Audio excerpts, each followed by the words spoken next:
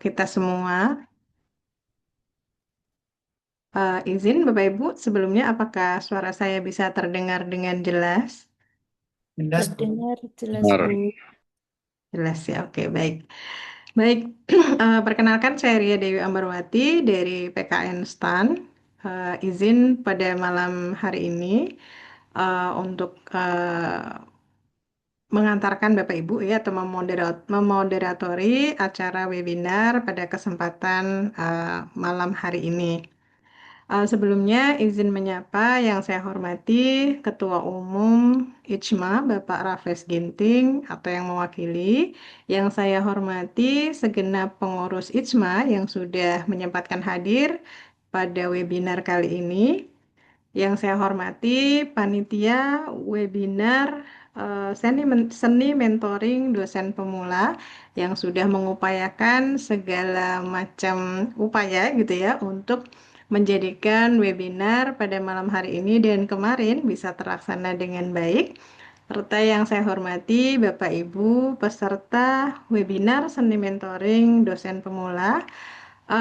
Dan izin menyapa narasumber kita yang sudah hadir pada hari ini. Yang saya hormati Bapak Tommy Rizky Izal Kurni SE MSA. Selamat malam Pak Tommy. Ya, selamat malam Bu Ria. Oke, Alhamdulillah. Segala puji syukur kita haturkan kehadirat Allah Subhanahu wa taala, Tuhan yang Maha Esa.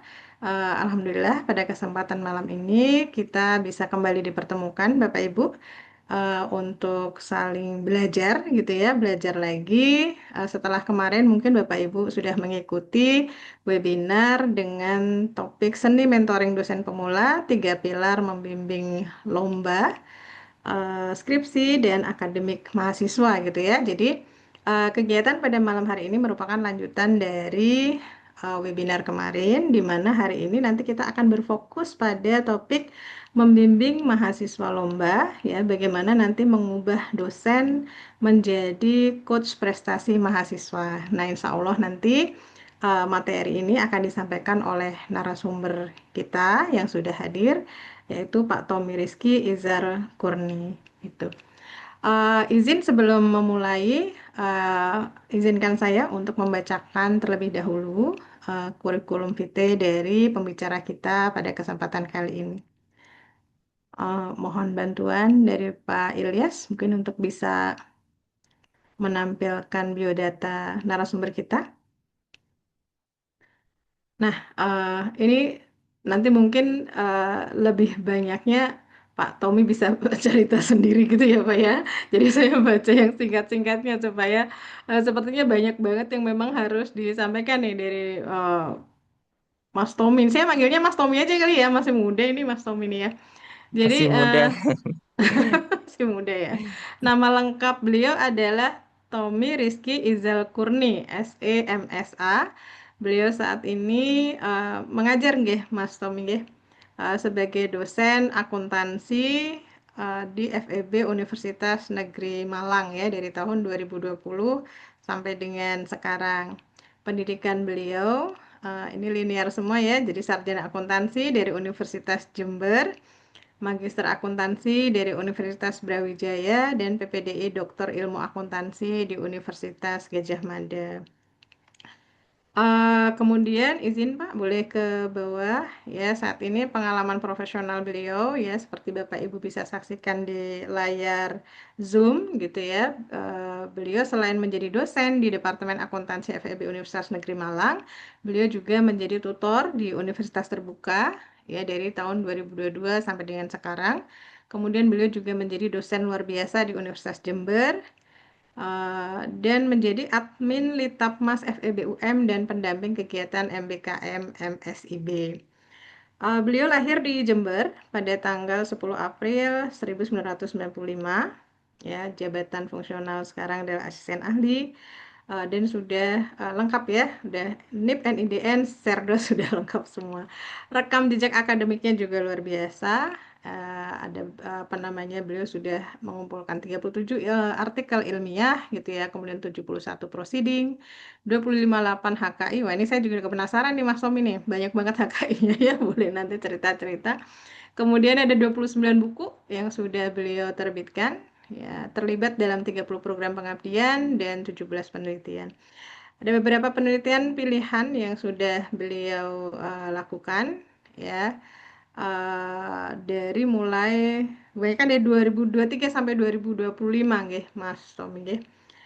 Eh, Kemudian ada juga beberapa pengabdian pilihan ya yang sudah beliau jalani juga.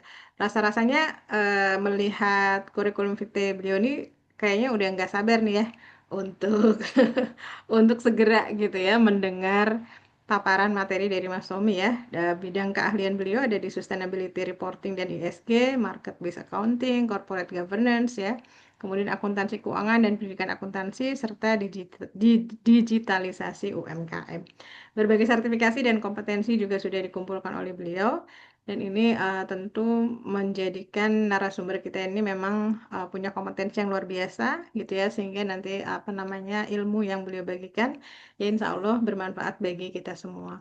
Baik Bapak Ibu peserta webinar pada kesempatan malam hari ini, tanpa berpanjang kata, eh, langsung saja mungkin waktu dan layar saya serahkan kepada Pak Tommy Rizky untuk berbagi materi atau berbagi pengalaman dengan kita semua. Monggo silakan, Mas Oke, Tommy. baik. Terima kasih Bu Riah atas pembukaannya. Jadi, Assalamualaikum warahmatullahi wabarakatuh. Waalaikumsalam warahmatullahi Oke, wabarakatuh. selamat malam. Terima kasih kesempatannya dari rekan-rekan panitia ya yang memberikan saya kesempatan untuk berbagi ya. Lebih tepatnya saya di sini itu berbagi karena pengalaman saya juga bisa dibilang masih baru juga kan. Otomatis saya akan sharing-sharing juga apa-apa yang sudah saya alami atau saya lakukan ketika saya membimbing lomba. Jadi menurut saya ini topik yang menarik ya, apalagi eh, mayoritas mungkin di sini kebanyakan dosen pemula ya. Dan untuk dosen pemula sendiri, kesempatan untuk membimbing lomba itu menurut saya yang paling possible dan juga paling menarik untuk dilakukan karena ketika kita membimbing lomba dengan pemahaman kita yang masih up to date ya. Biasanya kan dosen-dosen pemula masih eh, baru lulus kuliah, masih usianya dengan mahasiswa juga cenderung tidak terlampau jauh ya. Sehingga ketika membimbing lomba itu bahkan bisa sangat dekat sekali sehingga peluang untuk jadi juara itu juga eh, tinggi begitu. Oke, saya izin share screen ya terlebih dahulu. Oke.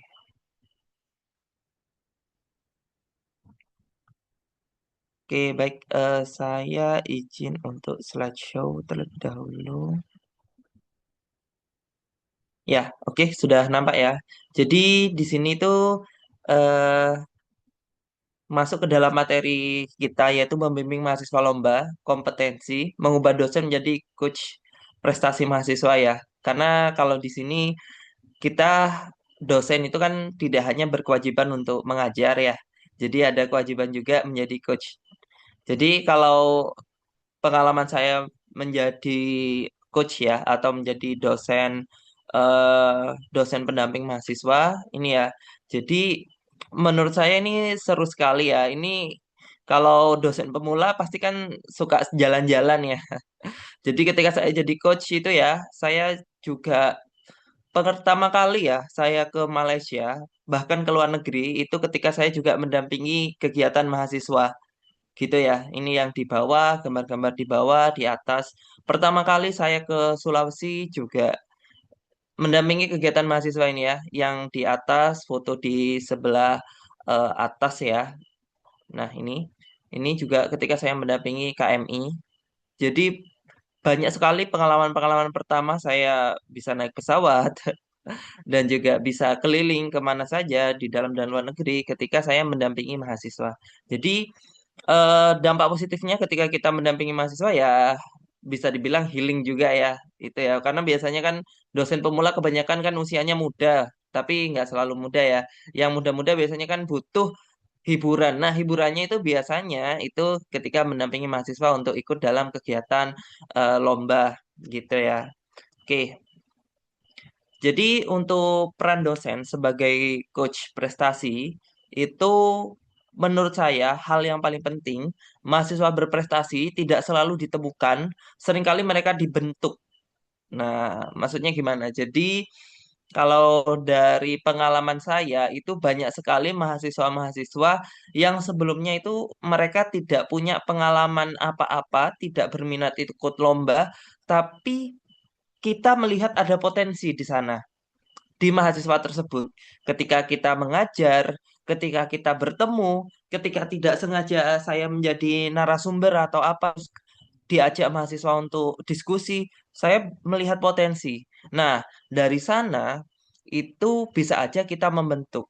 Karena saya punya pengalaman mahasiswa berprestasi di kampus saya, Universitas Negeri Malang. Ya, bahkan sekarang itu baru lulus magister di UGM. Dia itu ternyata ketika sekolah SD, SMP, SMK itu ternyata tidak berprestasi. Nah, ternyata setelah kuliah itu bakatnya ditemukan, tapi bukan oleh saya, tapi teman saya yang menemukan bakatnya akhirnya dibimbing dan akhirnya menjadi mawapres, mahasiswa berprestasi. Itu kan menunjukkan bahwa mahasiswa berprestasi itu tidak selalu ditemukan, tapi bisa juga dibentuk. Oke, tugas kita ya sebagai seorang mentor itu ada tiga. Pertama harus melakukan supervisi, mentoring, dan juga coaching. Ya, jadi apa ini maksudnya? Jadi supervisi itu kita mengawal kepatuhan, utamanya deadline, format administrasi, dan standar minimal. Jadi permasalahan biasanya mahasiswa itu kadang-kadang mereka nggak teliti. Dan sangat sayang sekali kalau mahasiswa itu gagal di administrasi. Karena beberapa lomba saya pernah mendengar itu mahasiswa itu gagal di administrasi. Karena ada beberapa lomba, pernah tahu ya, seperti PKM, itu ternyata administrasinya sangat ketat. Salah format font, tabel, atau format apapun itu ya, itu sudah membuat mereka gagal dalam administrasi. Begitu. Jadi tugas kita di sini harus mengawal minimal deadline-nya jangan sampai terlambat, format administrasinya terpenuhi, standar minimal gitu. Biasanya ketika saya mengecek standar minimal itu saya fokus di panduan. Mahasiswa biasanya itu nggak mengecek panduan secara detail. Di panduan itu, misalnya saya mau membimbing mahasiswa PKM, di panduan pasti ada kok apa saja yang harus ditulis, formatnya apa saja, dan pedoman untuk mendapatkan nilai maksimal. Nah, itu yang harus jadi pegangan. Yang menjadi tips saya itu biasanya ketika saya membimbing pasti skor skornya itu berapa? Misal 20% dari originalitas, 25% dari keterbaruan, terus dan lain sebagainya. Itu yang saya pegang. Jadi, adik-adik mahasiswa selalu saya tanyakan terkait dari poin-poin ini apakah sudah maksimal atau belum. Jadi, saya supervisi dari situ. Kedua, kita mentoring, jadi kita mendampingi perkembangan orientasi, motivasi, jaringan, karir, dan cara berpikir. Karena biasanya kan mahasiswa cara berpikirnya masih standar, apalagi saya juga cenderung membimbing mahasiswa yang masih maba. Nah, ketika membimbing maba itu pola pikirnya mereka masih belum terbentuk secara holistik. Jadi kita membantu agar mereka bisa berpikir lebih baik, khususnya itu perkembangan ke depannya dan kita latih performanya. Target lombanya, feedback, kita kasih strategi, latihan, evaluasi. Itu harus dilakukan secara rutin. Begitu. Jadi intinya ada tiga tugas kita sebagai mentor ya, atau sebagai coach. Nah, kita sebagai coach itu harus merubah paradigma kita karena kebanyakan itu untuk mentor yang lama ya atau coach yang lama itu berorientasi menunggu mahasiswa datang. Nah, lebih baik kita jemput bola. Jadi misalnya nih kita ada info lomba PKM atau P2MW atau lomba apapun ya, lomba paper misalnya. Kita tidak hanya menunggu mahasiswa datang, menunggu mahasiswa WA kita, tolong bimbing saya, ya jangan. Tapi kita juga bisa untuk menggait, mencari mahasiswa itu langsung. Atau bisa juga kita membangun talent pool atau database atau kumpulan data kandidat potensial, potensial dan kanal informasi lomba. Jadi kita buat database-nya. Jadi ketika nanti akan ada lomba tertentu, itu kita sudah punya database. Nah, database ini dibentuk dari apa? Dari ya itu ketika kita bertemu mahasiswa, ketika kita dosen kan ada bisa jadi dosen pembimbing akademik. Nah, bisa jadi ketika kita membimbing akademik, ketika di kelas, kesempatan apapun bisa digunakan karena akan terlihat ya mahasiswa yang kira-kira potensial apa enggak. Begitu. Lalu orientasi lama, kebanyakan kita sebagai pembimbing selalu memberikan koreksi di akhir. Padahal harusnya feedback itu bertahap sejak awal. Itu yang jadi permasalahan. Kalau kita hanya memberikan koreksi di akhir, itu akan jadi masalah karena tidak akan maksimal. Setahu saya itu yang menang-menang di lomba-lomba mahasiswa yang sekarang itu dominasinya itu sekarang malah menarik ya. Bukan di Jawa. Sekarang dominasi yang kalau terakhir kayaknya UGM ya. UGM yang di Jawa, tapi beberapa periode terakhir ini yang banyak itu malah Unhas. Malah di Sulawesi. Ternyata mereka memang benar-benar melakukan pendampingan secara eh, bertahap sejak awal. Jadi nggak ada seseorang yang juara itu gara-gara eh, mendampinginya hanya final aja gitu dari awal. Apalagi nanti kalau kita akhirnya diminta untuk membimbing ketika final atau datang ketika final. Kan sungkan sudah dibayari kampus, kita keluar pulau, keluar negeri, tapi ternyata kita cuma kontribusinya hanya di final saja.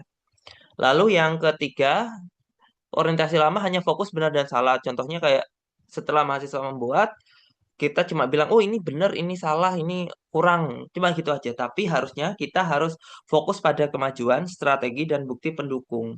Karena saya juga sebagai reviewer juga sering diminta jadi juri, pasti yang saya utamakan itu progresnya itu gimana sih secara bertahap, strategi yang mereka munculkan itu apa, dan bukti pendukung. Itu utama. Kalau tidak ada buktinya, hanya usaha ini akan berpotensi untuk berkembang.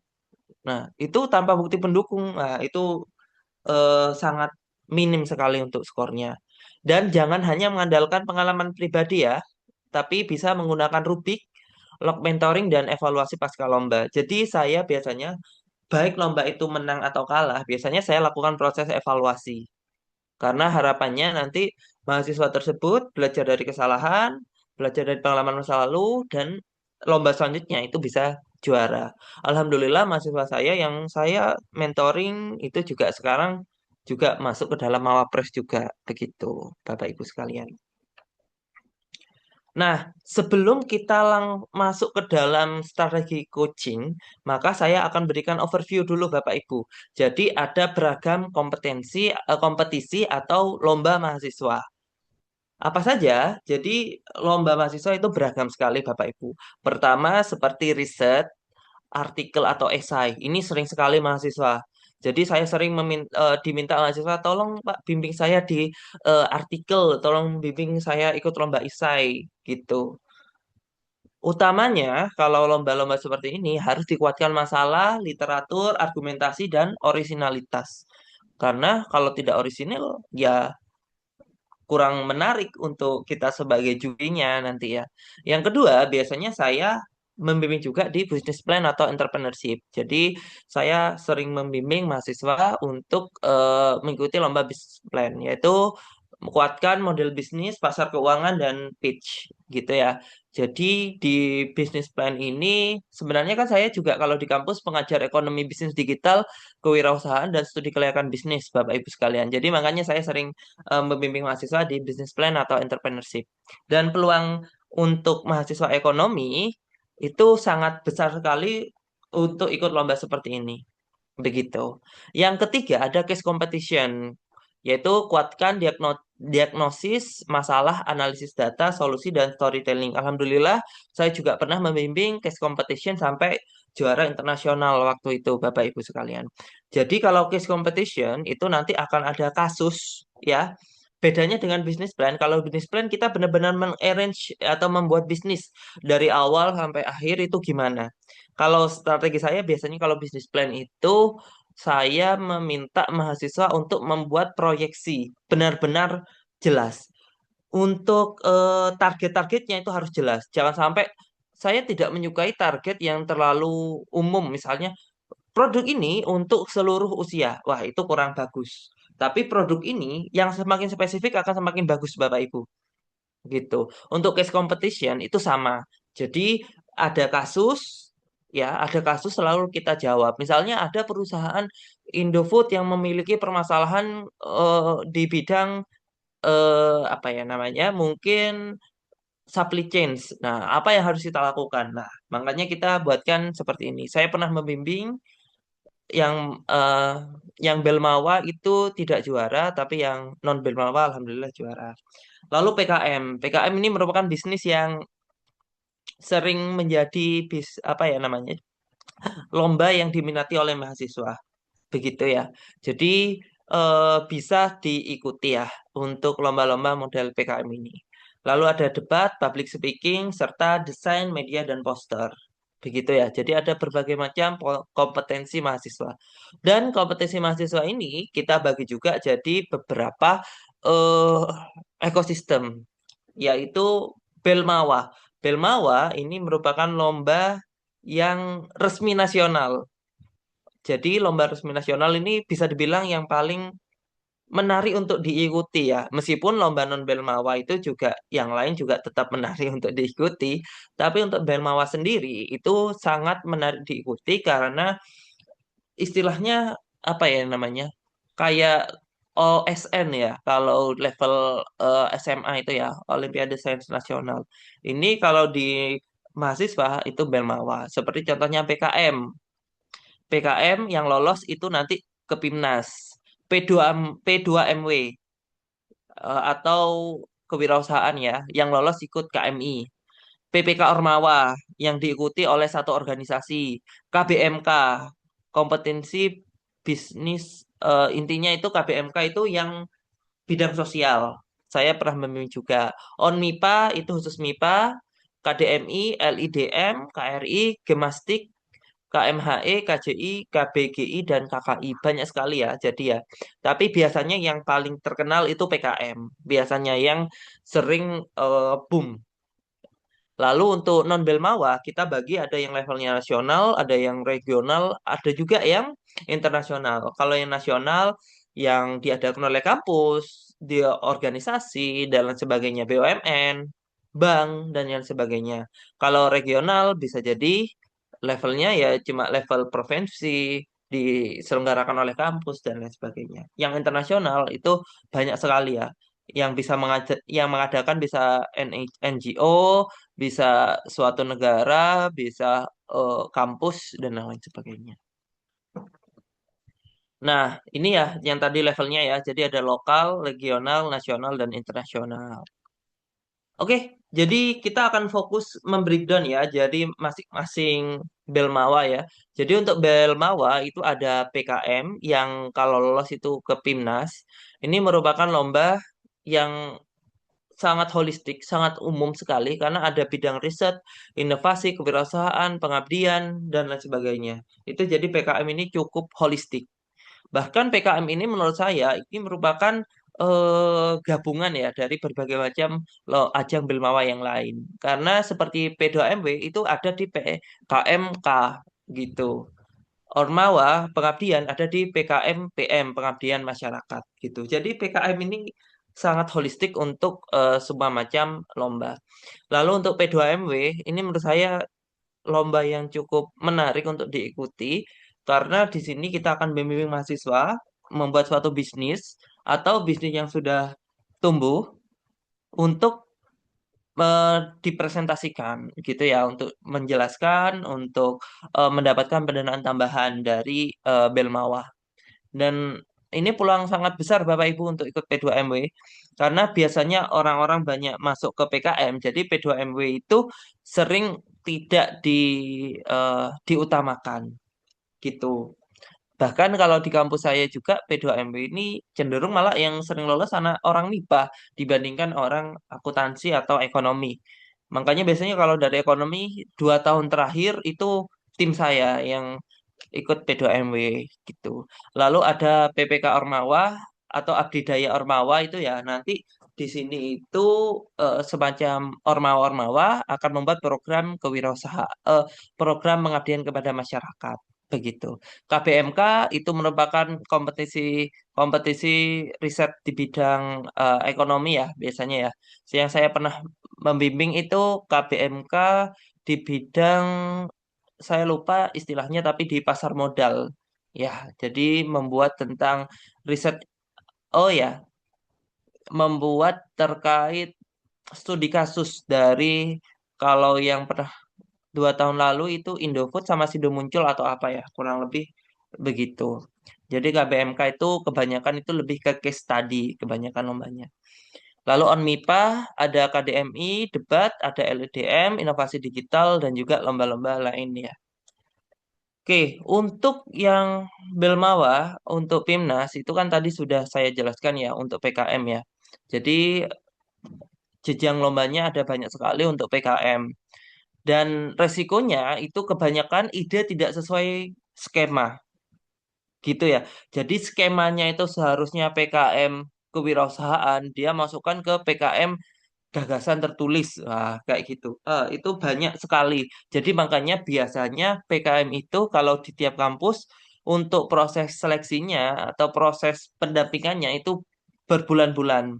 Bahkan ketika tahap awal seleksi di kampus itu biasanya ide awalnya dia mengusulkan PKM apa bisa jadi dirubah setelah dapat review dari eh, reviewer kampusnya. Begitu. Jadi makanya harus sesuai dengan skemanya. Begitu.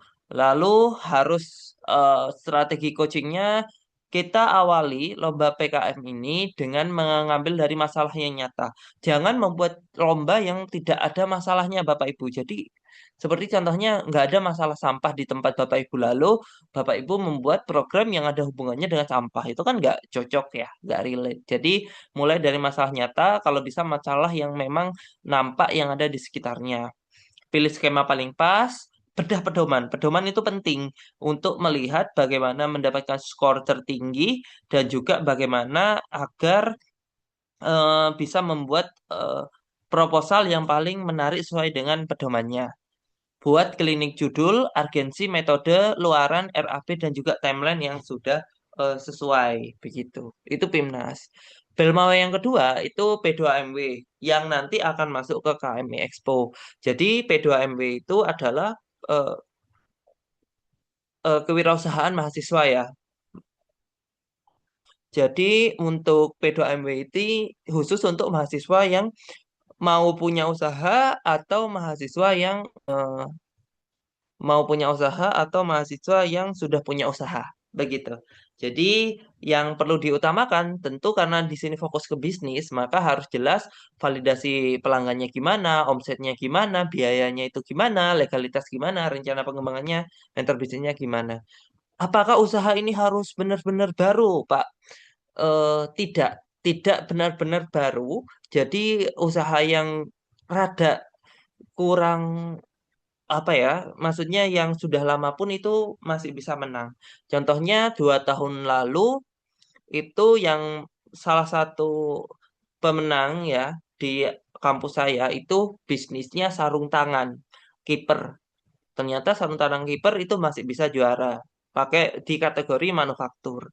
Lalu untuk tahun lalu itu olahan kayak keremesan itu dari kulit arinya kedelai, kulit kedelai kayak gitu. Oh, ternyata itu bisa juga juara di di pengolahan pangan itu ya. Jadi ada 6 kategori di sana.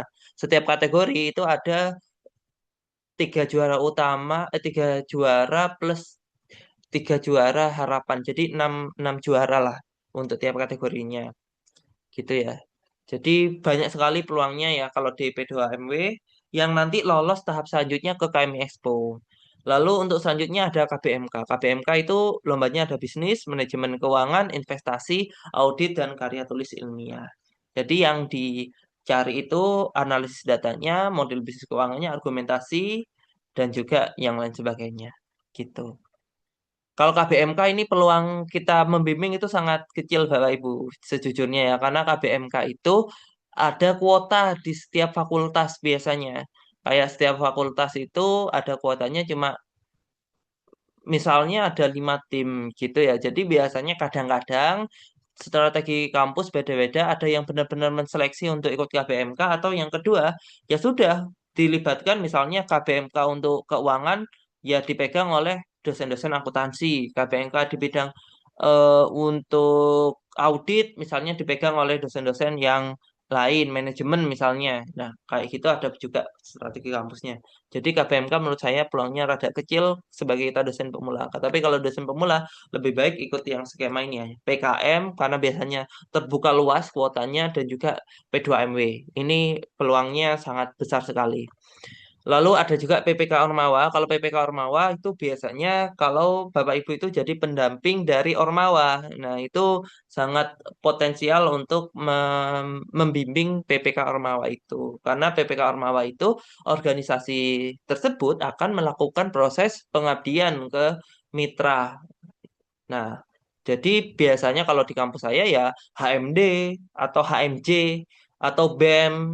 Nah, itu yang biasanya ikut dalam program PPK Ormawa atau organisasi-organisasi yang ada di dalam kampus itu yang bisa untuk ikut dalam PPK Ormawa itu. Begitu. Lalu untuk ONMIPA, NUDC, dan juga ada KDMI, ini jarang untuk kita ikuti. Cuma kalau mahasiswa itu berminat, kebetulan kan kalau saya akuntansi, jadi ONMIPA jarang sekali.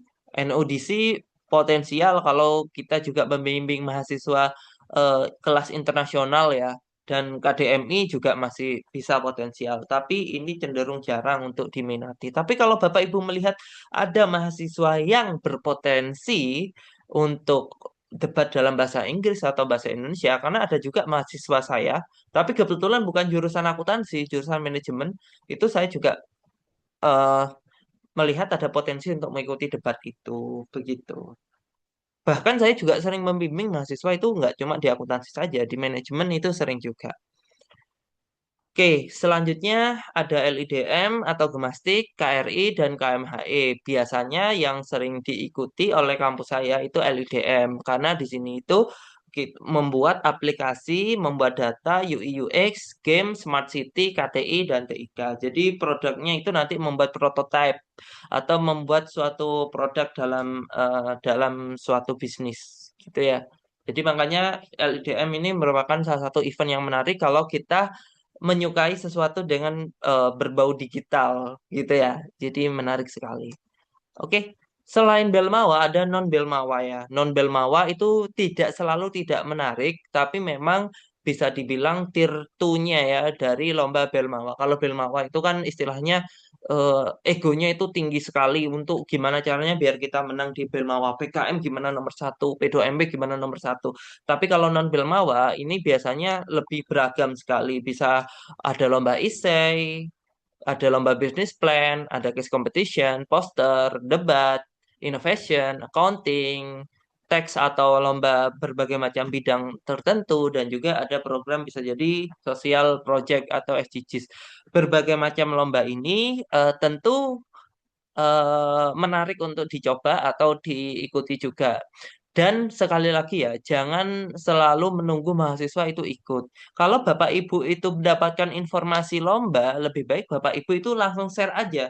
Kayak saya itu punya grup sendiri ya, grup untuk mahasiswa-mahasiswa yang menyukai lomba gitu ya. Dan sebenarnya saya juga punya planning ya untuk mahasiswa ini sebenarnya kuat di sini, kuat di sini, kuat di sini. Dan nanti kalau ada info lomba, saya akan share ke sana. Begitu, Bapak Ibu. Jadi jangan kalau sekarang itu jangan menunggu bola, tapi kita juga jemput bola. Apalagi kalau di beberapa kampus sekarang itu beberapa dosen punya tanggung jawab ya. Saya kalau di kampus saya di Universitas Negeri Malang itu punya tanggung jawab setiap tahun harus memimpin lomba mahasiswa berprestasi berapa orang. Wah, itu. Jadi saya ada tekanan untuk memang benar-benar membuat anak-anak itu menang lomba, baik dari nasional maupun internasional. Oke, untuk levelnya itu ada level lokal ya, level kampus. Biasanya itu ketika mahasiswa itu maba, ketika baru masuk, biasanya ormawa-ormawa akan mengadakan lomba internal kampus. Di situ itu seringkali saya diminta untuk jadi juri. Ketika saya jadi juri, wah, saya melihat nih ada beberapa mahasiswa yang potensial untuk saya ajak ikut lomba. Nah, jadi makanya di saat lomba lokal ini gunakan untuk talent pool. Kalau misalnya loh Pak, saya nggak jadi juri gimana? Bisa jadi teman kita yang jadi juri, minta teman kita itu memberikan rekomendasi kalau memang ada beberapa eh, yang kira-kira oke untuk kita bimbing ke depannya. Begitu ya. Jadi gunakan lomba lokal ini untuk talent pool yang paling awal karena biasanya itu yang ikut lomba mahasiswa baru gitu. Lalu ada lomba level regional, provinsi, ada juga nasional, begitu ya. Jadi bahkan lomba internasional gitu ya. Kalau lomba internasional itu permasalahan utamanya itu biasanya di bahasa. Ya, kadang-kadang ada juga beberapa mahasiswa yang dalam skill pemahaman pemahaman terhadap topiknya itu oke. Tapi ketika dia memaparkan dalam bahasa Inggris, itu yang jadi permasalahan.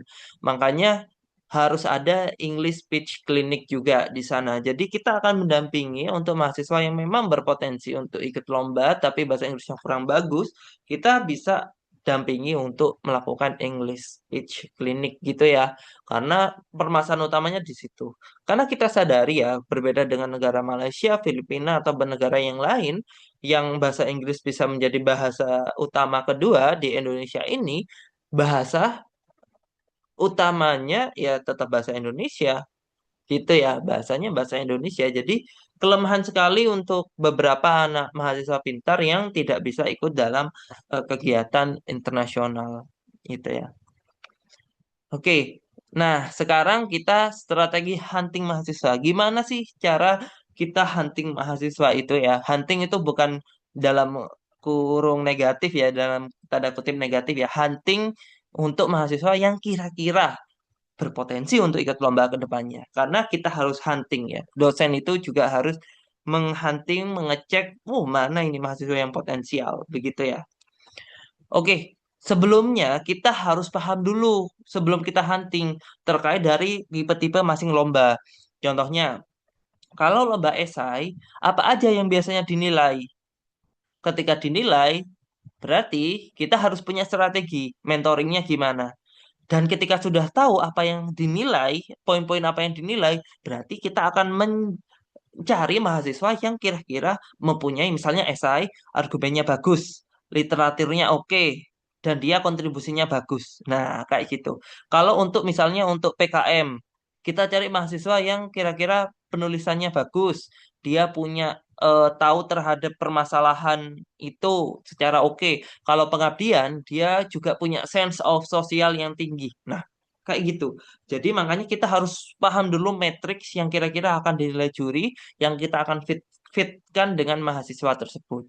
Business plan itu apa yang dinilai juri, strategi motornya gimana, case kompetisinya gimana, debat, poster, digital dan lain sebagainya itu kita harus pahami juga ya untuk itu. Nah, setelah kita memahami berbagai macam konsep tersebut, maka kita harus mencari mahasiswa yang 3M, yaitu memiliki minat, mampu, dan juga mature. Maksudnya gimana? Minat itu apakah isu itu membuat mahasiswa tertarik atau aktivitas apa saja membuat ia bertahan tanpa dipaksa. Jangan sampai kita membimbing mahasiswa tapi mahasiswa itu kepaksa. Karena saya pernah membimbing mahasiswa, mahasiswanya kepaksa, alhasil yang jadi anggotanya gara-gara mahasiswa itu gak kerja, saya turut membantu juga untuk tim mahasiswa itu meskipun nggak banyak karena tetap kita harus jaga etika ya, begitu. Jadi sangat minat itu harus jadi hal utama. Lalu mampu, apakah skill yang mereka miliki? Mereka mempunyai skill menulis kah? Mereka mempunyai skill data kah? Desain, presentasi, coding, jejaring atau organisasi. Karena ada beberapa mahasiswa yang punya skill-skill tertentu yang bagus di A tapi nggak bagus di B. Itu bisa kita arahkan. Karena saya punya mahasiswa yang spesialisnya di case competition. Jadi setiap ada lomba case competition itu mereka akan ikut. Tapi kalau coba kamu jangan case competition aja, coba lari ke bisnis atau membuat proposal bisnis. Oh, nggak bisa, Pak. Itu bukan keahlian kami. Oh, ternyata memang ada beberapa yang memang mampunya di hal-hal tersebut saja. Lalu major, apakah mahasiswa itu disiplin, menerima feedback, bisa membagi tugas dan juga komitmennya bagus. Jadi target utamanya jangan memilih mahasiswa cuma pintar, tetapi mahasiswa yang siap bertumbuh. Itu yang utamanya. Karena kadang-kadang mahasiswa yang pintar itu juga kadang-kadang fokusnya ke IPK saja. Kadang-kadang mahasiswa yang pintar itu ternyata mereka fokusnya di organisasi saja. Pintar karena mereka sukanya lebih ke organisasi. Tapi ada juga mahasiswa yang dia itu nggak terlalu pintar, nggak pintar-pintar banget, tapi dia itu suka bertumbuh dan suka ikut lomba. Nah, itu potensial sekali gitu ya untuk ikut lomba. Jadi beberapa mahasiswa saya itu bukan yang pintar banget, tapi dia itu siap bertumbuh sehingga bisa untuk juara gitu ya. Oke, kita lanjut lagi ke selanjutnya. Jadi jangan lupa beberapa lomba itu ada yang membentuk tim. Ketika lomba membentuk tim itu jangan hanya teman terdekat saja, tapi kalau bisa ada 5 komponen ini, yaitu ada ketua, ada analis, ada writer, ada desainer, ada presenter. Harus ada 5 ini. Tapi kadang satu orang bisa merangkap, begitu ya. Misalnya ada yang dia sebagai ketua, tapi dia bagus dalam presenter. Oke, bagus gitu ya. Tapi minimal anggota tim itu harus memiliki satu dari 5 hal ini gitu. Syukur-syukur itu kalau satu orang bisa merangkap 3 atau 4 ini. Tapi jangan sampai ada anggota yang hanya sekedar numpang nama. Wah, itu kurang maksimal. Ketua itu penting karena akan menentukan arah, deadline, komunikasi, dan keputusan akhir. Penting. Dalam tim juga harus seseorang punya tim yang memiliki jiwa analis atau researcher karena data, literatur, benchmark, dan argumen itu didasarkan dari dia. Setelah ada tipe peneliti, jangan lupa ada seseorang yang pintar dalam menulis. Karena ada juga yang tipenya suka meneliti saja tapi nggak pintar menulis. Syukur-syukur kalau analis itu bisa sebagai storyteller juga atau writer. Kalau dia sebagai writer harus bisa membuat proposalnya yang bagus. Dan seorang writer itu butuh dukungan seseorang yang bisa desain, membuat prototype, butuh visual mock-up produk media. Tapi sekarang dengan adanya AI, ini prototype sangat mudah untuk dibuat juga ya. Lalu ada presenter ya untuk menyampaikan idenya. Karena percuma idenya itu bagus, tapi kalau tidak bisa disampaikan dengan bagus. Jadi makanya presenter itu penting. Makanya kalau di startup itu kita akan mengenal ada 3 sosok penting, yaitu hacker, hustler, dan juga hipster dalam suatu startup. Yaitu ada seseorang yang hacker, yaitu seseorang yang memang bisa mendesain, ada seseorang yang paham bisnis, bisa bernegosiasi, dan ada juga yang paham marketing. Nah, kayak gitu. Jadi harus ada 3 orang yang dalam suatu bisnis startup itu. Gitu.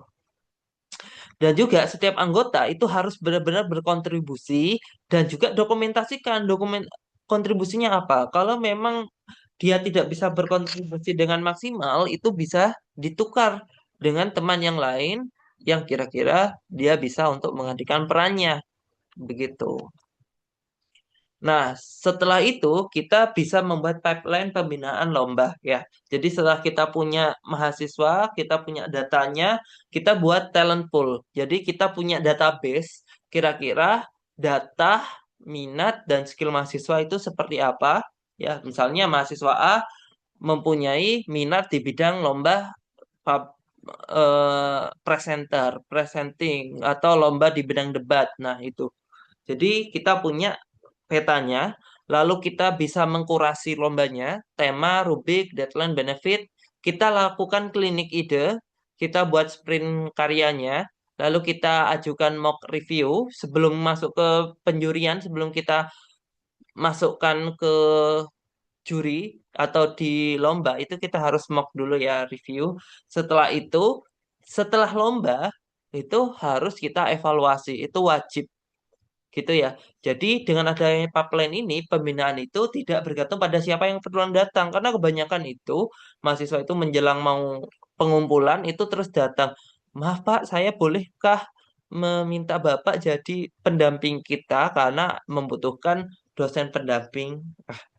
Kan akhirnya kita nggak punya eh, andil yang kuat di sana. Jadi jangan hanya yang siapa kebetulan datang, tapi memang orang yang bisa dibilang kita skemakan untuk menangkan lomba tersebut. Begitu.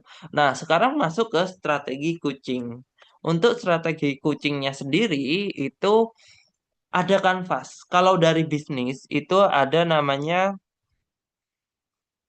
BSC, bisnis model kanvas, ya. BMC. Kalau bisnis itu ada namanya BMC. Tapi kalau setiap lomba itu saya sarankan ada 9 aspek ini yang harus dibuat kanvasnya. Jadi sebelum idenya itu benar-benar diaplikasikan, dibuat secara proposal mendatang, itu harus ada 9 aspek yang perlu dikaji dari masing-masing tim itu. Pertama, masalah. Apakah memang ada masalah untuk hal itu? Karena kadang-kadang ini saya kadang-kadang juga rada kontra dengan beberapa hal ya. Misalnya ada suatu bisnisnya itu misalnya Pak di daerah saya itu ada banyak limbah. Limbahnya itu limbah kulit pisang misalnya. Tapi saya ingin untuk merubah dari kulit pisang itu jadi produk yang bagus Pak. Tapi ternyata biaya produksinya itu sangat mahal.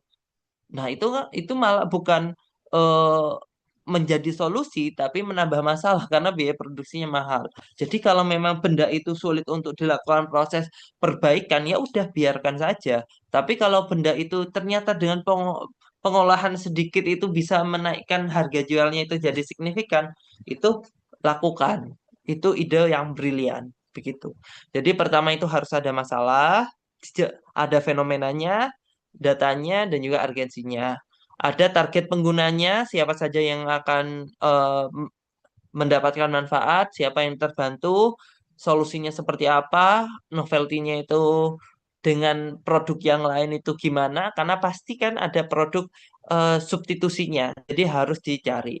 Lalu ada bukti pendukungnya itu seperti apa, target luaran yang diharapkan seperti apa, indikator keberhasilan ini penting, Bapak Ibu, karena harus ada indikator secara kuantitatif. Misalnya terdapat 10 warga lokal yang terbantu perekonomiannya dengan naik pendapatannya 50 juta misalnya, misal. Nah, itu akan lebih jelas. Hambatan dan mitigasi kalau misalnya itu dilakukan itu apa dan juga kebutuhan-kebutuhannya apakah semua bisa dilakukan apa enggak. Jadi kanvas ini itu menjadi gambaran agar mahasiswa itu kalau sudah mateng di 9 aspek ini lanjutkan untuk melanjutkan proposalnya. Tapi kalau ternyata ada risiko hambatan yang ternyata sungguh signifikan sehingga tidak bisa dikembangkan, ya udah cari ide yang lain. Begitu. Jadi kalau ada satu aspek yang kira-kira tidak possible, tidak mungkin, ya udah ganti ide yang lain. Karena ide itu banyak, gitu ya. Ide itu banyak. Kadang-kadang kita terlalu stuck dengan ide tertentu yang ternyata tidak possible untuk dilakukan. Gitu. Lalu kita lakukan feedback. Feedback.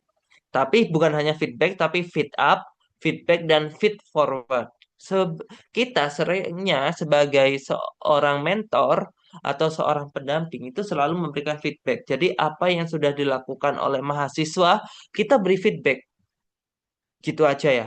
Tapi kita nggak fit up. Fit up itu kita cocokkan dengan rubriknya, dengan rencana awalnya, apakah sudah oke apa enggak. Nah, kita fit up. Feedback itu ketika kita melihat hasilnya itu gimana, lalu kita berikan tanggapannya, gitu ya. Nah, seharusnya selain feedback itu kita tambahkan juga feed forward. Jadi kita juga berikan rencana ke depannya itu gimana agar lebih bagus. Misalnya tambah satu data kuantitatif, tambah satu studi pembanding, dan lain sebagainya. Jadi feedbacknya itu jangan cuma bilang bagus ini kurang kuat, perbaiki lagi, tapi harus diberikan narasi atau strategi yang lebih detail. Jadi ini bagus, akan tapi sebaiknya program ini ditambahkan seperti program BCD kayak gitu, sehingga akan menghasilkan hasil yang maksimum. Jadi biasanya saya juga ketika membimbing mahasiswa memberikan feedback, saya bandingkan dengan pedomannya juga untuk fit up dan juga saya juga perbandingkan juga dengan yang menang-menang di periode sebelumnya. Jadi saya lihatkan yang menang itu seperti ini periode sebelumnya. Kalau kamu pengen juara, berarti kamu harus seperti ini. Jadi seperti itu. Dan jangan lupa untuk melatih pitch-nya ya. Jadi setelah memahami terkait dari konsepnya, itu biasanya kita diminta untuk memberikan presentasi. Nah, ketika memberikan presentasi itu harus story-nya harus dipahami, buktinya harus dipunyai, dan cara delivernya itu bagus. Kebanyakan orang-orang itu hanya paham topiknya, tapi cara mendeliver idenya itu jadi kurang bagus. Nah, ini yang jadi permasalahan. Jadi kalau bisa delivernya itu dilatih. Makanya ketika mahasiswa saya mau ikut P2MW itu biasanya hampir tiap hari itu intensif untuk latihan pitch, latihan berbicara, latihan storytelling gitu ya, untuk mendapatkan tanggapan yang maksimal begitu. Lalu jangan lupa untuk menjaga energi mahasiswa. Jangan sampai membuat energi mahasiswa semakin lemah. Jadi kita berikan ruang agar mereka memilih peran dan pendekatannya. Targetnya dibuat minim-minim aja Bapak Ibu. Jangan dibuat yang dari A langsung Z. Jangan. Jadi A, B kecil, A, B, A, B besar. Nah, kayak gitu. Karena kalau targetnya kecil-kecil, mahasiswa itu merasakan kemajuan. Oh iya, ada kok kemajuannya ya setiap periode gitu. Dan juga bangun rasa aman untuk bertanya salah dan memperbaiki. Nah, ini untungnya Bapak Ibu sebagai dosen muda, karena biasanya dosen muda udah bestie ya. Bahkan saya itu kalau baru sama mahasiswa, mahasiswa tetap sopan dengan saya, karena kesopanan menurut saya itu wajib. Tapi mereka tidak sungkan kalau mereka mau bertanya, mereka bahkan ketika saya salah pun itu mereka tetap nggak menganggap saya yang sosok yang jauh untuk dijangkau, tapi mereka mengatakan dengan jujur, maaf Pak, ini ada kurang oke di sini. Wah, itu juga jadi evaluasi dengan saya. Jadi bangun rasanya dengan mahasiswa itu yang sangat kuat gitu. Oke, jadi ada etika juga ya. Etika yang harus dilakukan oleh kita sebagai mentor. Jadi ada beberapa yang boleh kita lakukan. Contohnya sebagai mentor kita bisa membaca rubrik, memberikan pertanyaan, feedback terstruktur, menghubungkan sumber data, melatih presentasi dan mengecek format. Hati-hati ketika kita mengeditnya terlalu dominan.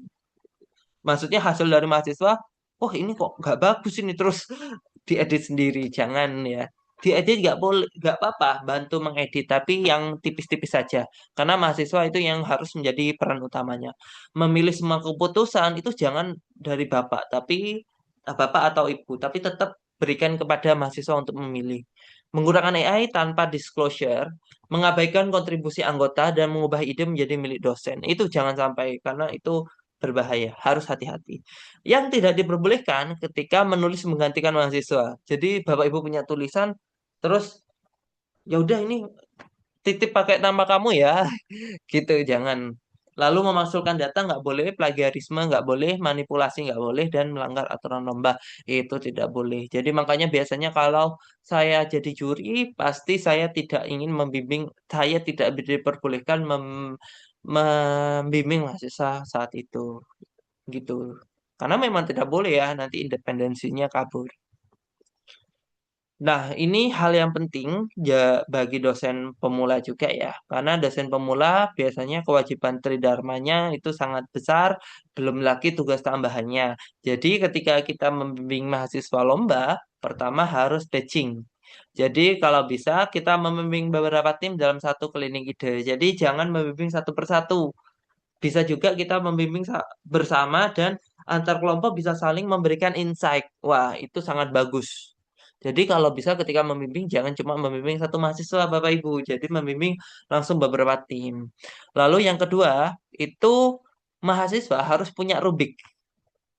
Rubik self assessment. Jadi sebelum ketemu itu harus rubik itu harus dipenuhi. Misalnya ketika poin penilaiannya itu ada 7 indikator, maka 7 indikator dibuat rubik dan dibuat pertanyaan, apakah rubik A ini sudah dilakukan secara maksimal? Nah, kalau mereka sudah membuat rubik dan sudah maksimal, ya udah, oke, lanjutkan, begitu ya. Tapi kalau ternyata rubiknya itu nggak apa namanya, ternyata mahasiswa belum memenuhi rubiknya itu, ya jangan bimbingan dulu, selesaikan dulu rubiknya. Tapi jangan sampai terlalu lama. Kalau mahasiswa terlalu lama, ya udah paksa datang aja. Tapi harusnya mahasiswa itu self assessment dulu sebelum bertemu dengan kita. Lalu tetapkan jam tetap mingguan itu penting, Bapak Ibu. Karena biasanya sih minimal 1 minggu sekali harusnya ya. Apalagi kalau menjelang mau lomba. Itu bahkan bisa setiap hari bimbingan. Lalu siapkan kanvas, ide, log, checklist speech yang harus disiapkan. Dan saran saya juga libatkan senior atau alumni sebagai reviewer awal. Itu juga akan membantu Bapak Ibu. Jadi meskipun Bapak Ibu itu jadi mentor atau pembimbingnya, itu masukan dari senior atau masukan dari seseorang yang sudah mengikuti lomba itu sebelumnya, misalnya mahasiswa sebelumnya, itu juga akan memberikan nilai plus. Jadi, saran saya juga libatkan. Dan tunda lomba kalau memang kualitas dan waktu tidak realistis. Misalnya, ada lomba itu mau 2 minggu lagi, Pak. Tapi ternyata anggotanya nggak ada. Terus nggak siap apa-apa. Ya, lebih baik ditunda saja. Jangan ikuti aja, tapi ikuti lomba yang kira-kira realistis. Karena itu akan benar-benar menguras waktu, tenaga, pikiran Bapak Ibu sekalian kalau waktunya terlalu mepet dan mahasiswanya itu tidak siap. Dan saran saya, itu semuanya itu harus didokumentasi Bapak Ibu.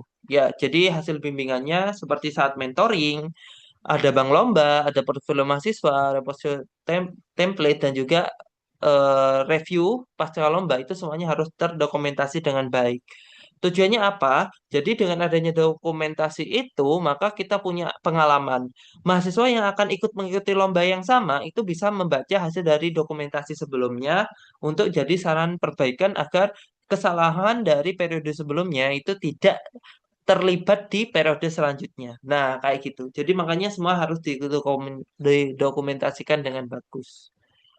Untuk AI, apakah boleh digunakan? Sangat boleh digunakan. Saya sering menggunakan AI untuk brainstorming isu.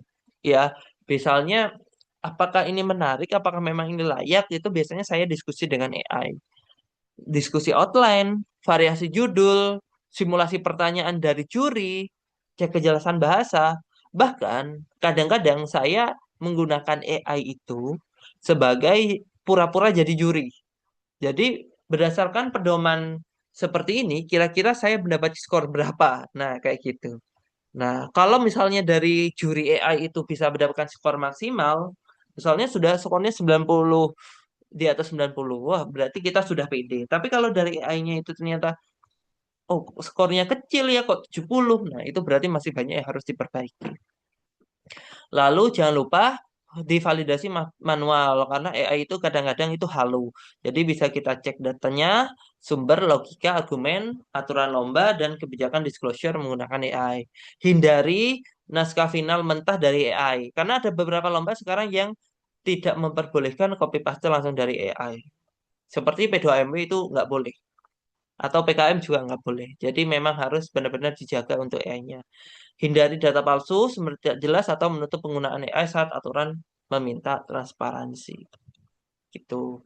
Jadi untuk kesimpulannya, ini ya, jadi kesimpulannya dari berbagai macam yang sudah dijelaskan tadi, jadi pertama kita harus baca potensi yang ada, minat dari mahasiswa, kemampuan yang dihadapi mahasiswa, dan juga kematangan yang dimiliki oleh mahasiswa itu.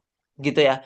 Jadi setelah kita punya tahu minat, kemampuan dan kematangan, kita bisa buat talent pool, yaitu kita bisa buat database kira-kira berbagai mahasiswa ini cocok ikut ini, mahasiswa ini cocok ikut lomba semacam ini. Sehingga ketika ada lomba, maka kita bisa memilih mahasiswa yang paling tepat begitu. Jadi makanya kalau bisa sih kampus itu dari mahasiswa baru sudah mengatakan membuat lomba-lomba gitu ya. Kalau di kampus kami kebetulan setiap mahasiswa baru ada lomba sehingga bisa dibuat database-nya begitu. Lalu latih kualitas karyanya. Jadi apakah masalahnya memang benar, bukti, novelty, feasibility dan impact-nya itu memang benar-benar oke. Kalau memang tidak oke ya skip, jangan dilanjutkan. Lalu jaga etika gitu ya. Jadi bantu berpikir, jangan menggantikan kerja mahasiswa untuk peran dari AI itu. Setelah itu, lakukan proses dokumentasi, karena segala prosesnya itu harus dilakukan secara bertahap dan juga harus didokumentasikan dengan baik untuk menjadi evaluasi ke depannya atau dibaca oleh tim lain di tahun depannya untuk melakukan proses perbaikan. Oke, jadi begitu kurang lebih Bapak Ibu ketika kita melakukan proses pendampingan mahasiswa. Begitu. Oke, saya kembalikan ke Ibu Ria. Terima kasih. Baik, terima kasih Pak Tommy.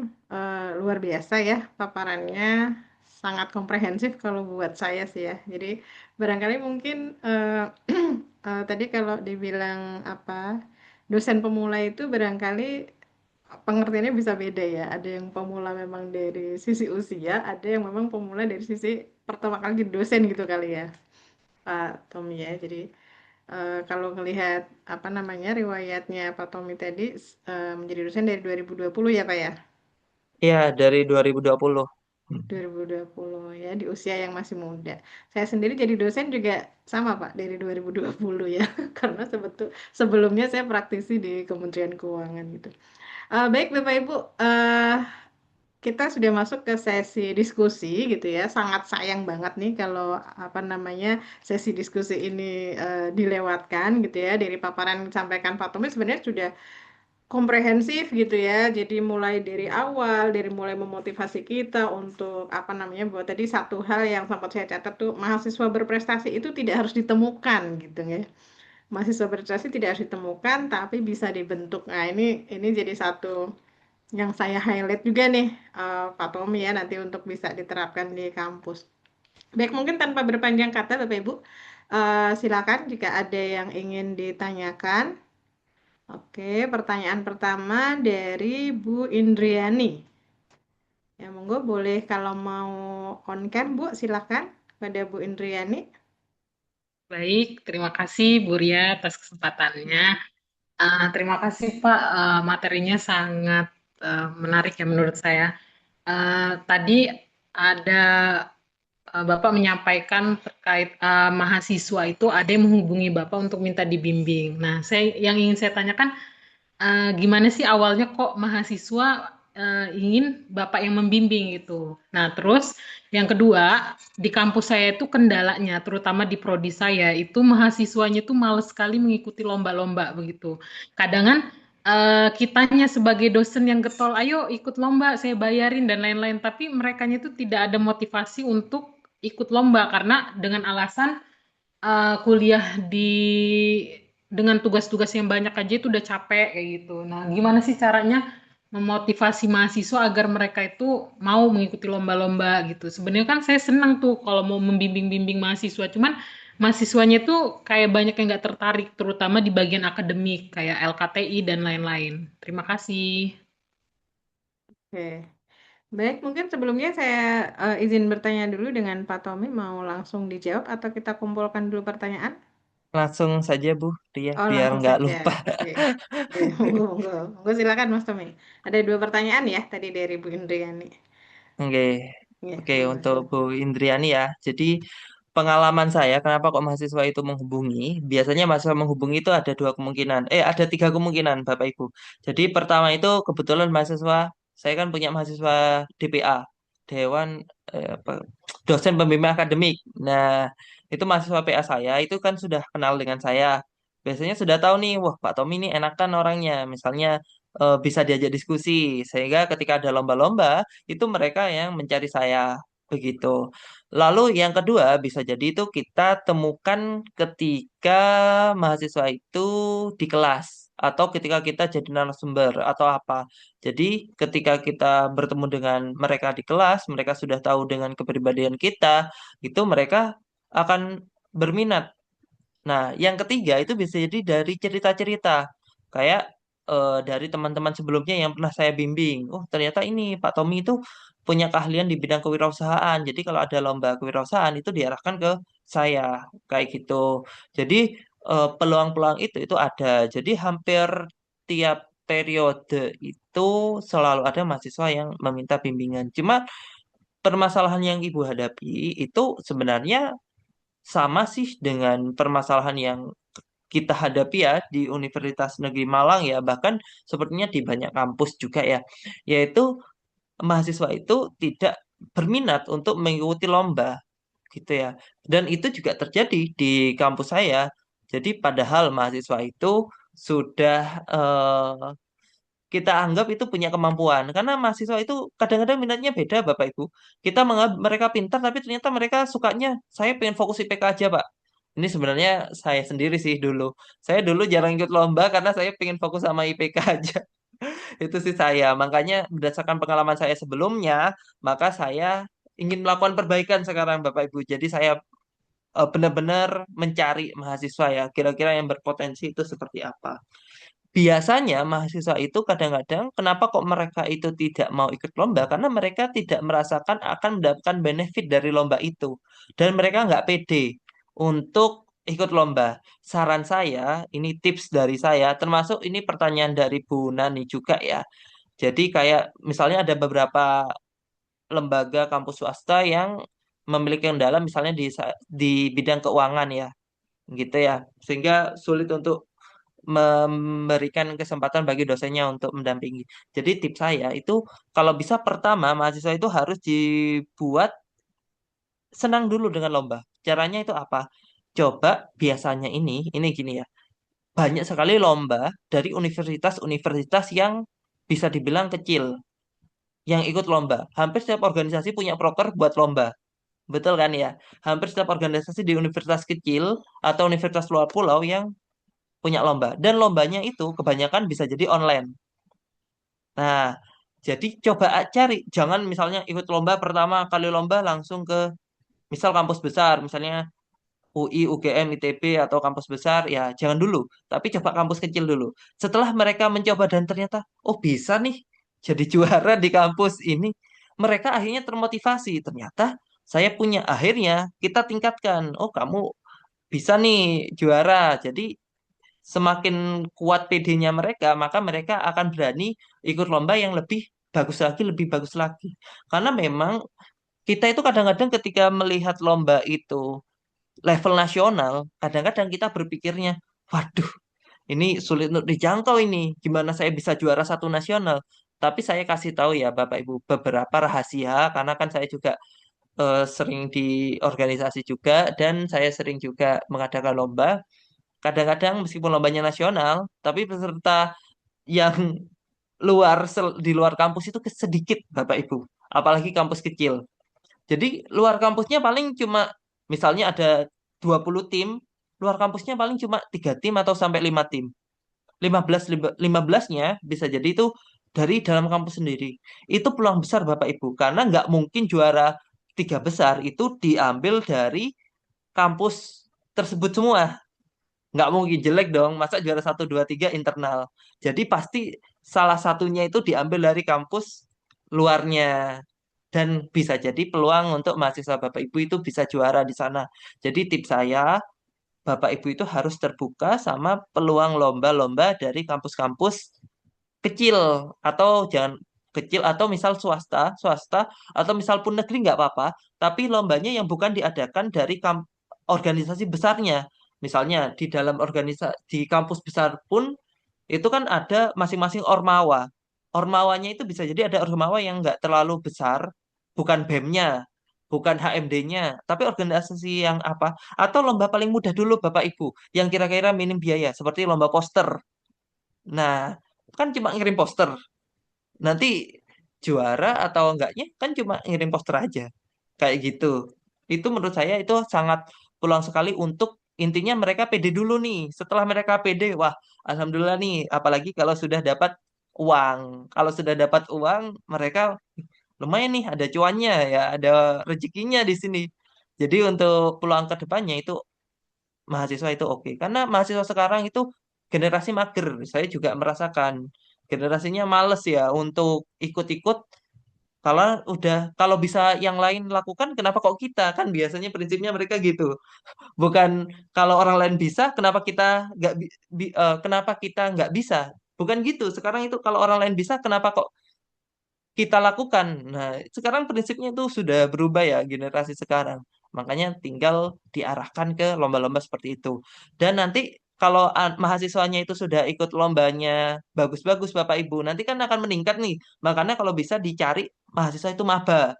Jangan dapat mahasiswa bagus sudah mau lulus. Aduh, berarti kan kasarannya udah nggak bisa kita lanjutkan. Kalau maba nanti bisa periode selanjutnya ikut lomba yang lebih tinggi lagi, lebih tinggi lagi, lebih tinggi lagi. Dan nanti kalau udah lombanya bergengsi, misalnya nih ikut PKM, nggak mungkin ya seperti Bu Nani, meskipun universitas swasta, itu PKM itu bergengsi loh. Apalagi lomba-lomba Belmawa itu bergengsi loh. Pasti dibiayai oleh kampus. Begitu. Tapi kalau lombanya masih level sederhana yang kayak yang awal-awal untuk memicu itu ya nggak dibayar kampus ya udah nggak apa-apa. Tapi ikuti aja lomba-lomba online yang minim biaya.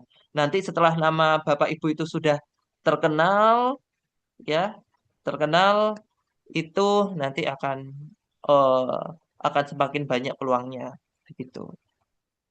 Oke, wah ini pengalaman Bu Nani itu ternyata ikut ke KBMI. KBMI itu Belmawa juga gitu. Ya kalau seperti itu mungkin dianggapnya itu sama kayak saya Bu. Jadi Belmawa itu ada yang top tier juga, yaitu contohnya kayak PKM itu dianggap paling Yahut paling oke. Sedangkan saya P2MW itu kayak saya kan seringnya P2MW ya, yang sering membimbing mahasiswa. Itu dianggap tidak bonafit. Jadi ya dipandang sebelah mata. Jadi nggak apa sih. Yang penting tujuan kita kalau memang nggak dibiayai ya sudah. Yang penting kita sudah membimbing. Tapi nanti kalau memang kita benar-benar pengen healing, saran saya nanti kalau mahasiswanya juga coba diarahkan ke PKM. Saya yakin PKM ini cukup bonafit kalau ini di kampus saya ya. Tapi atau coba cari Bapak Ibu. Setiap kampus mungkin punya Belmawa sendiri atau lomba sendiri yang benar-benar dianggap itu lomba paling jos. Gitu ya istilahnya ya. Kalau sudah tahu, oh ternyata lomba paling jos ya sudah nanti coba mengarahkan beberapa yang potensial untuk ikut lomba yang paling jos itu. Gitu kayak di kampus saya PKM yang dianggap paling jos gitu. P2MP masih jos tapi masih kalah. Makanya kalau PKM berapapun tim yang berangkat itu pasti nanti dibiayai termasuk dosen pembimbingnya. Begitu. Jadi begitu dari saya untuk Bu Indriani dan Bu Nani. Baik, baik, terima kasih Pak Tommy. Jadi dua pertanyaan sekaligus terjawab, nggih. Soalnya dari Bu Indriani dan dari Bu Nani. Baik, ini ada pertanyaan dari chat. Bapak Ibu boleh ya kalau mau langsung bertanya dengan open mic, boleh dipersilahkan. Nanti silahkan raise hand ya. Sementara sambil menunggu, saya bacakan dulu pertanyaan yang melalui chat, nggih. Jadi ada pertanyaan dari Pak Pace Agus. Bagaimana cara talent pool yang paling sederhana? Itu karena sebenarnya Pak C. Agus ini melihat dari perkuliahan terlihat potensi beberapa mahasiswa. Monggo Pak Tommy. Oke, sebenarnya sih ada dua skema menurut saya. Bisa skema informal, yaitu kita database tanpa kita buatkan grup. Atau yang kedua, kita buatkan grup untuk mahasiswa-mahasiswa yang kira-kira potensial.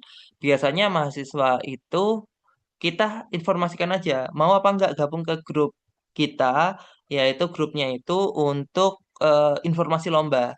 Begitu.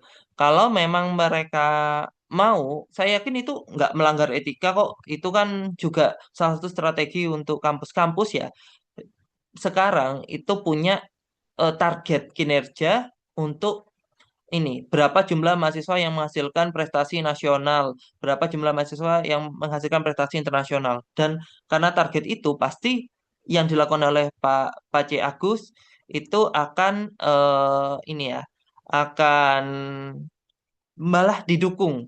begitu ya, karena membuat grup. Nah, ketika membuat grup itu, jadi setelah melihat potensi-potensi diajak dulu gitu. Atau kalau saya kadang-kadang itu pertama saya benar-benar telusuri dulu aja, memang anak ini berminat apa enggak.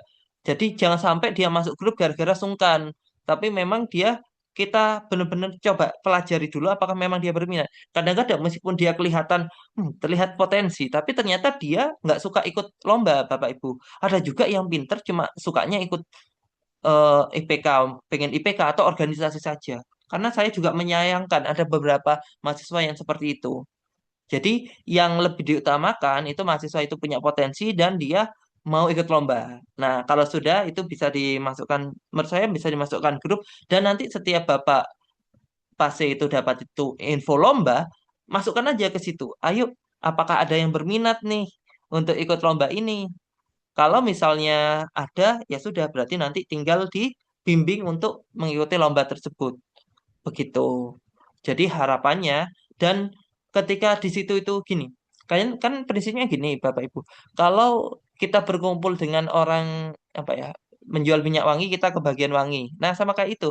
Kalau yang di situ itu perkumpulan orang-orang yang suka ikut lomba, maka lama-kelamaan yang ada di sana juga lama-kelamaan pasif. Wah, kok sepertinya apalagi teman-teman yang di satu grupnya kok juara nih. Apalagi yang dianggapnya nggak pinter, tapi kok bisa juara nih. Mau nggak mau termotivasi ke bawah gitu juga. Jadi itu tips saya itu bisa buat WAG atau kalau memang nggak punya WAG, saran saya itu saya juga karena tidak ada WAG khusus, biasanya saya itu japri. Kalau misalnya saya dapat info lomba ini, oh saya punya target nih mahasiswa ini yang akan saya berikan informasinya. Saya yang akan saya bimbing begitu. Tapi itu rada rada ini ya lebih capek. Kalau ada grup WAG-nya itu akan lebih bagus. Atau kalau misalnya di pihak kampus itu punya WAG khusus, nggak apa-apa malah nanti dari sana itu lebih oke untuk mahasiswa yang mau ikut lomba. Kadang-kadang kampus ada kayak di jurusan saya ada nih untuk grup untuk info lomba itu khusus semua mahasiswa itu bisa. Tapi kadang-kadang kurang terlalu dekat sih. Kalau kita punya grup khusus sendiri, apalagi kita bisa mengenal mahasiswanya, itu malah mereka responsif biasanya di sana daripada grup yang memang dibentuk oleh prodi. Jadi begitu sih. Jadi oke, begitu Bu Ria dan juga Pak Pasi. Oke, baik. Terima kasih Pak Tommy. Mudah-mudahan bisa menjawab nggih, pertanyaan Pak Pace Agus. Jadi talent pool yang paling sederhana bikin WA group gitu nggih, Pak Tommy. Ya, Ya, ini menginspirasi saya juga nih. Alhamdulillah ya. Baik, kita lanjut lagi karena belum ada yang resen ya. Saya lanjut lagi pertanyaan dari chat. Ada pertanyaan dari Ibu Deti Susilawati. Izin bertanya, dari berbagai jenis lomba Bilmawa, bagaimana cara menentukan ajang yang paling sesuai dengan potensi dan kompetensi mahasiswa agar peluang lolos lebih besar? Nah, monggo Pak Tommy. oke. Hmm, sebenarnya ini cukup menarik tapi memang sulit untuk dijawab ya mungkin ya karena memang ada berbagai macam jenis melmawah lalu bagaimana cara menentukan ini paling sesuai dengan potensi dan juga kompetensi mahasiswa agar peluang lolusnya lebih besar karena begini pertama kita harus benar-benar menentukan eh, timnya yang mau ikut atau potensi mahasiswa. Makanya lebih baik itu saran saya dari awal kita harus punya pemetaan mahasiswa. Dan itu rada sulit gitu ya untuk mahasiswa yang ikut lomba itu rada sulit apalagi kalau kita tidak mengajar mahasiswa baru. Wah, itu sangat sulit. Jadi kalau tips saya itu biasanya saya itu dari anak bimbingan akademik saya, itu saya arahkan dulu siapa yang memang mau ikut lomba atau minat di lomba tertentu. Begitu. Ketika dia sudah ada keminatan, maka yang saya lakukan itu eh, akan membimbing mahasiswa itu sesuai dengan potensinya. Oh Pak, saya suka bisnis case, saya suka ini. Ya sudah, berarti kalau ada informasi ini, saya akan informasikan informasi lomba yang sesuai dengan minatnya. Akan tapi itu ingat, kalau lomba-lomba bela biasanya itu tim.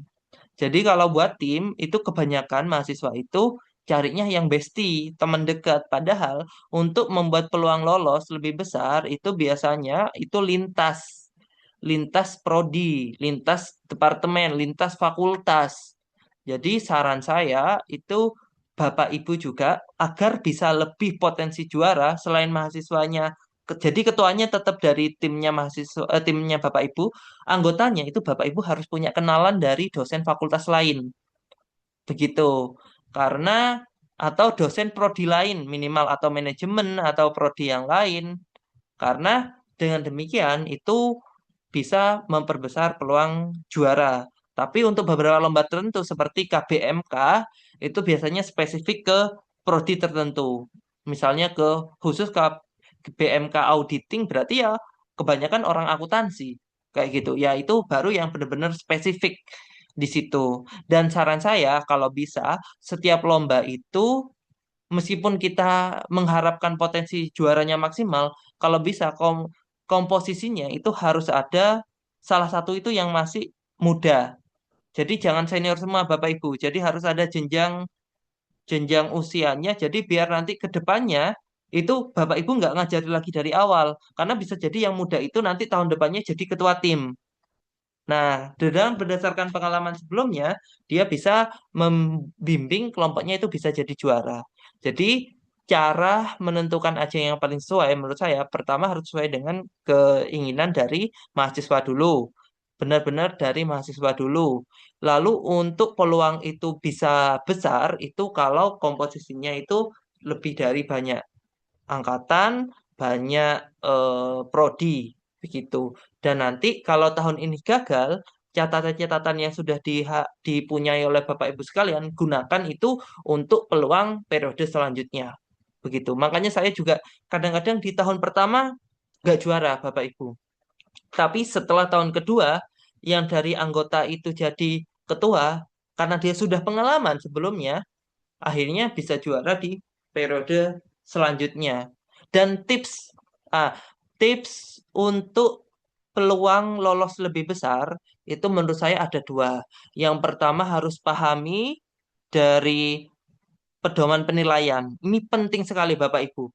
Gimana caranya biar dapat 100? Kan ada pedoman penilaian. Ya, misalnya originalitas 25%, ini 70%, oh enggak, ini 15%, ini 10%. Itu harus benar-benar dimaksimalkan apalagi yang punya pembobot tinggi. Ya, itu memperbesar peluang juara. Plus yang kedua, cek yang juara tahun sebelumnya. Nah, ini selalu yang saya lakukan. Kamu kalau mau juara, coba cek yang juara KBMI misalnya tahun sebelumnya gimana. Coba yang juara PKM sebelumnya itu judulnya apa? Presentasinya gimana? Oh, setelah mereka memahami strateginya dan mereka paham apa namanya pedomannya untuk mendapatkan skor maksimal itu gimana, maka peluang mereka untuk juara atau lolos untuk tahap yang selanjutnya itu jauh lebih tinggi. Begitu. Kalau dari saya, Bu Ria dan juga Bu Deti ya. Oke. Baik ya. Mudah-mudahan terjawab nggih pertanyaan Bu Deti ya. Bukan hal yang mudah ya, Pak Tommy ya. Baik, Iya. terima Bukan hal kasih. yang mudah, tapi alhamdulillah sudah terjawab. Baik, mungkin Bapak Ibu ada yang ingin bertanya lagi, boleh open mic boleh. Itu yang mau melalui chat juga monggo dipersilakan. Sambil menunggu ya, mungkin saya mewakili panitia kembali mengingatkan Bapak Ibu untuk bisa mengisi presensi peserta dan evaluasi peserta seperti yang sudah disampaikan melalui chat ya oleh Ibu Windaningsih. Monggo. Baik, kita masih punya waktu sampai dengan jam 8.30 Pak Tommy dan Bapak Ibu semua untuk sesi diskusi. Monggo dimanfaatkan mumpung ada ahlinya ini. Anak muda masih banyak tenaga ini kayaknya ya, Pak Tommy ya. Eh, ada lagi Bapak Ibu?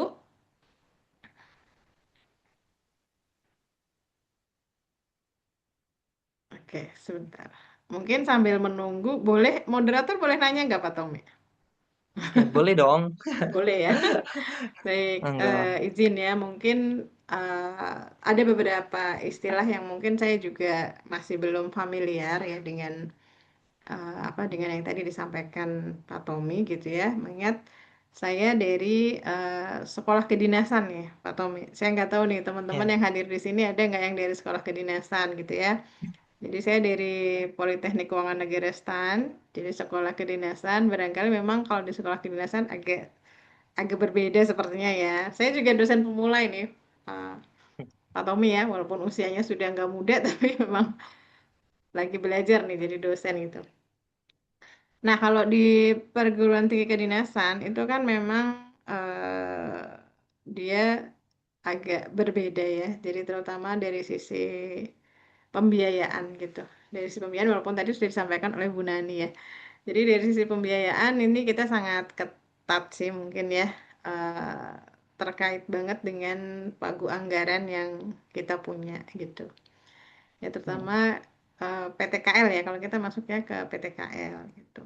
Nah, kalau saya lihat sih memang mahasiswa-mahasiswa STAN itu seperti yang Mas Tommy bilang ya, mostly itu adalah mereka yang memang academic oriented gitu. Karena kebetulan di kampus kami kan memang ada sistem DO ya, gitu. Jadi mereka memang akademik banget gitu.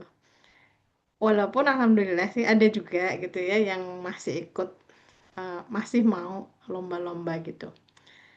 Nah, barangkali mungkin ada tips dan trik gitu, Pak Tommy ya, untuk kami ini yang ada di perguruan tinggi kedinasan gitu ya, di mana kami ini kan di bawah kementerian gitu ya, di bawah kementerian, jadi barangkali agak berbeda dengan teman-teman yang walaupun perguruan tinggi negeri gitu, tapi kalau tidak langsung di bawah kementerian tertentu itu relatif lebih longgar sepertinya ya, sepertinya, tapi saya juga kurang tahu juga gitu. Nah, barangkali ada nggak tips dan trik buat kita yang ada di ada di kampus kedinasan, di mana di situ ada ketentuan DO untuk mahasiswa yang tidak memenuhi nilai akademik tertentu gitu ya, supaya mereka itu tetap bisa bersemangat gitu, mengikuti lomba dengan apa namanya tadi ya, dengan eh, ketentuan akademik yang relatif agak memang mungkin jadi satu tekanan juga buat mereka gitu. Barangkali itu mungkin Pak Tommy sambil menunggu teman-teman yang lain untuk mengajukan pertanyaan. Terima kasih. Oke, baik Bu Ria. Ya, terima kasih atas pertanyaannya ya. Jadi memang untuk eh stan sendiri ya, sebenarnya sih saya juga melihat potensi stan itu kalau ketika ikut lomba itu potensi juaranya itu tinggi. Karena saya itu sering menjadi juri. Kalau di kampus saya, acaranya level nasional, seperti saya juri di bidang investasi ya. Saya seringnya itu jadi juri di acara Capital Market Competition di kampus saya. Itu hampir tiap tahun ada kok Bu, dari stan gitu. Dan peluang mereka juara itu tinggi sekali untuk ini. Berarti membuktikan bahwa memang mahasiswa stan itu potensial sekali untuk ikut lomba bahkan menjuarainya. Bahkan sangat bersaing dengan kampus-kampus besar. Biasanya itu juga dari UGM, dari UI, atau dari kampus-kampus Kristen yang eh, tinggi-tinggi ya untuk kualitasnya. Jadi menurut saya untuk dari sisi kualitas sangat tinggi untuk mahasiswa STAN dan potensial sekali untuk juara. Cuma memang permasalahannya itu ya Pria, saya juga memahami bahwa mahasiswa ada yang studi oriented sekali begitu. Apalagi untuk mahasiswa STAN juga ngapain ikut lomba? Nggak usah ikut lomba pun udah aman kan? Mau pekerjaan juga aman. Jadi lomba itu untuk apa? Kadang kan ada pertanyaan seperti itu. Ngapain ikut lomba? Kecuali kalau kita di kampus eh, biasa yang belum pasti jenjang kerjanya nanti. Lomba itu akan meningkatkan CV kita untuk mahasiswa dengan banyak ikut lomba, banyak dapat juara, maka CV akan terisi dengan prestasi-prestasi yang bagus. Tapi kalau mahasiswa STAN, menurut saya juga saya sendiri kalau jadi mahasiswa STAN, misal, ya pasti saya juga cenderung ikut lombanya juga kecil. Apalagi potensi DO-nya tinggi. Kebetulan kakak saya, Bu, itu di STAN. Ya, jadi kakak saya D3 STAN Bendahara Negara, D4-nya di akuntansi, sekarang S2 di Melbourne. Begitu. Saya belum rezekinya di STAN, Bu. Karena periode saya dulu tahun 2012 kok STAN nggak buka. Jadi saya nggak ke STAN waktu itu. Nah, jadi seperti itu. Jadi menurut saya sih kalau yang saya saya pikirkan kalau mahasiswa STAN lebih baik Buria bisa untuk melakukan eh, pencarian mahasiswa. Karena saya yakin dari semua mahasiswa itu pasti ada mahasiswa yang masih menyukai lomba-lomba. Bisa dilihat misalnya jejak jejaknya ketika SMA. Apakah memang dia sering ikut lomba? Kalau SMA dia itu masih sering ikut lomba, pengalaman dia ikut lomba itu banyak, potensi dia akan melanjutkan Bapak Buria. Dibandingkan kalau dia sebelumnya nggak ikut lomba, cuma fokus kepada studi. Atau nanti akhirnya, kalau di STAN ada apa nggak? Dosen pembimbing akademik ada juga apa nggak? Mungkin Buria. Ada. Ada Mas, ada. Nah, Ada kalau ada ada, dosen pembimbing akademik ada. nah, berarti bisa diarahkan, Bu Ria, mahasiswanya itu yang memang berminat lomba siapa, atau disuruh mencari temannya yang berminat ikut lomba.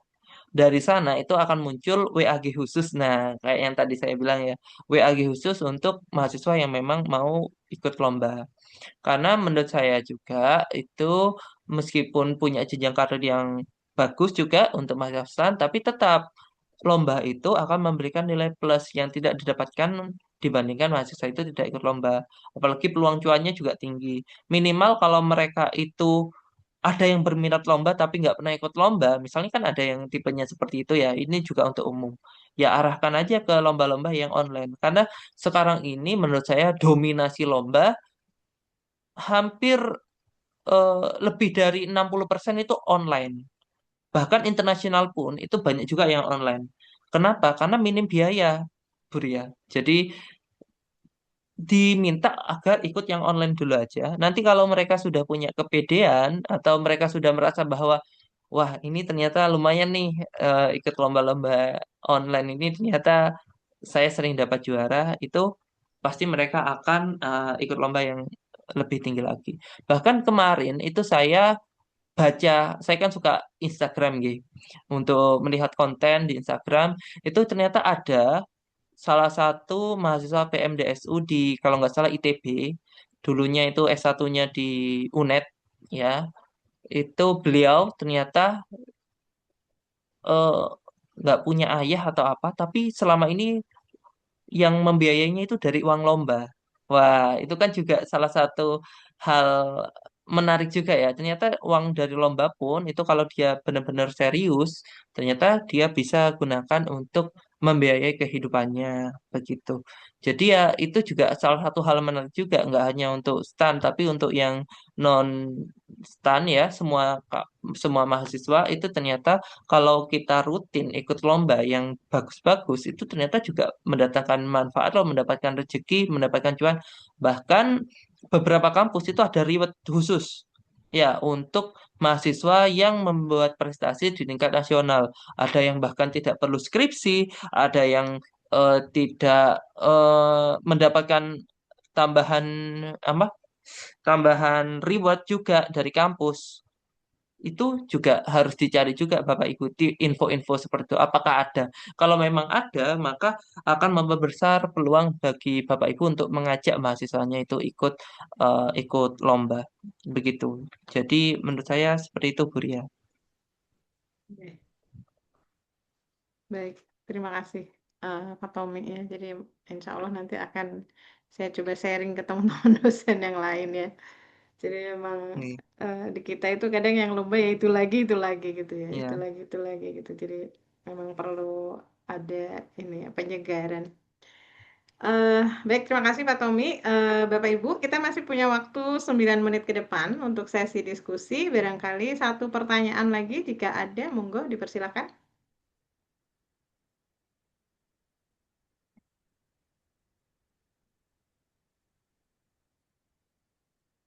Sepertinya sudah paham. Tinggal Sepertinya praktek sudah kali ini ya, Bu.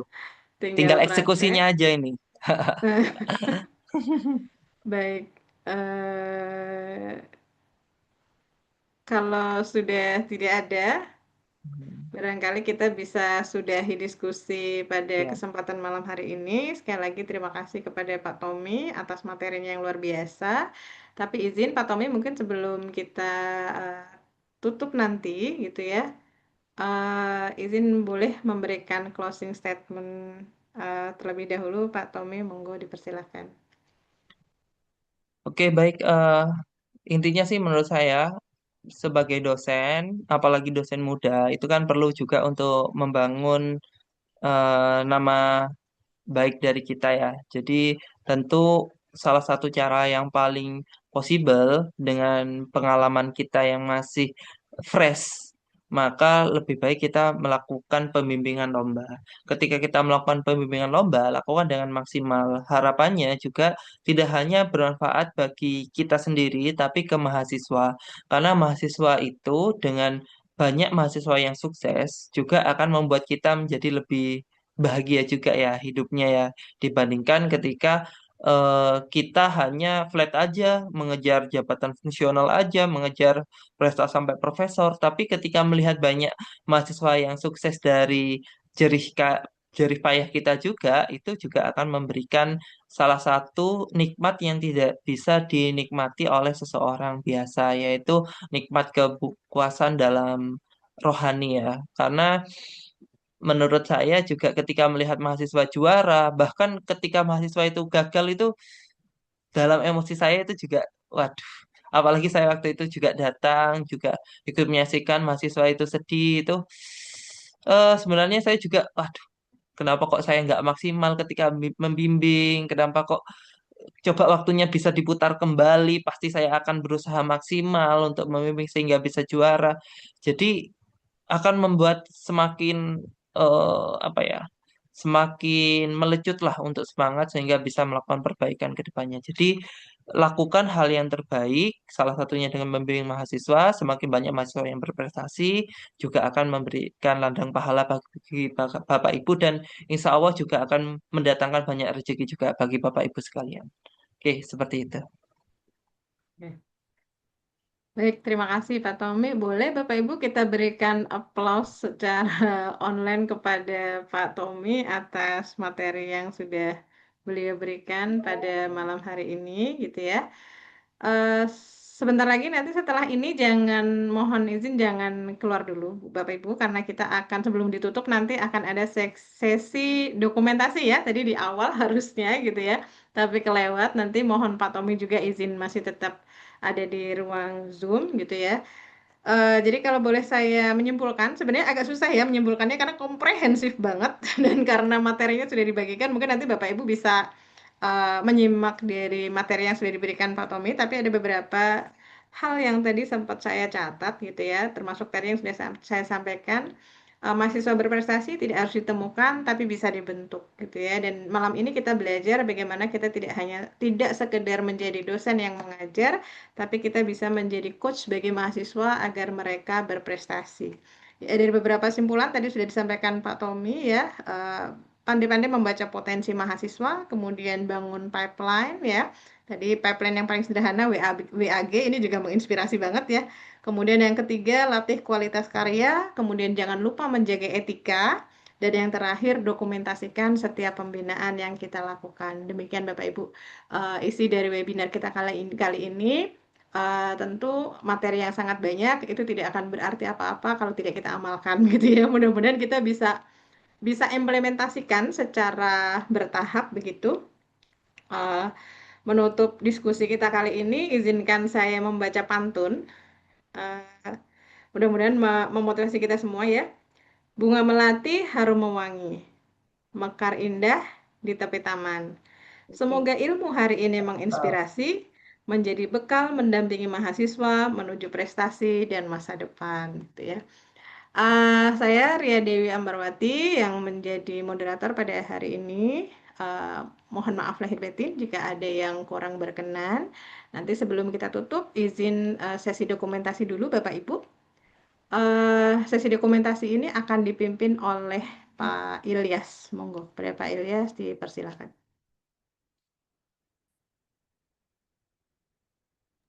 Baik, baik. Izin Bu Ria, Bapak Ibu, eh, ada dua page ya untuk sesi dokumentasi. Mohon untuk bisa diaktifkan kameranya. Saya hitung dalam hitungan ketiga, Bapak Ibu. Satu, dua, tiga. Baik, tahan di halaman yang kedua. Satu, dua, tiga.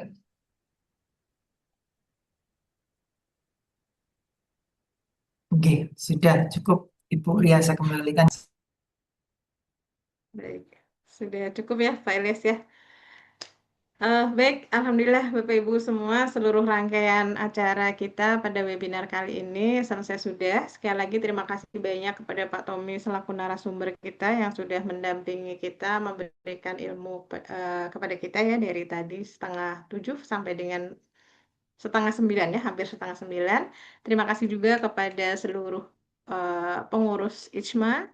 Terima kasih juga kepada seluruh panitia yang sudah hadir dan membidani acara ini sampai selesai. Sampai bertemu lagi dengan webinar-webinar berikutnya.